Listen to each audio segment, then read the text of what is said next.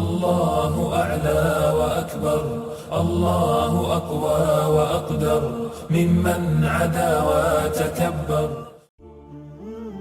لا التعصب مذموم، والأئمة الأربعة كلهم يذمون التعصب.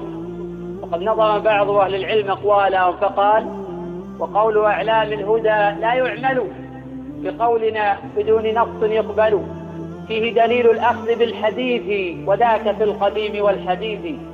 قال أبو حنيفة الإمام: لا ينبغي لمن له إسلام أخذ بأقوال حتى تعرض على الحديث والكتاب المرتضى. ومالك إمام دار الهجرة قال وقد أشار نحو الحجرة: كل كلام منه ذو قبول ومنه مردود سوى الرسول. والشافعي قال: إن رأيتم قولي مخالفا لما رويتم من الحديث فاضربوا الجدار بقولي المخالف الأخبار. وأحمد قال لهم: لا تكتبوا ما قلته بل أصل ذلك اطلبوا، فاسمع مقالات الهداة الأربعة واعمل بها فإن فيها منفعة، بقمعها لكل ذي تعصب، والمنصفون يكتفون بالنبي صلى الله عليه وسلم.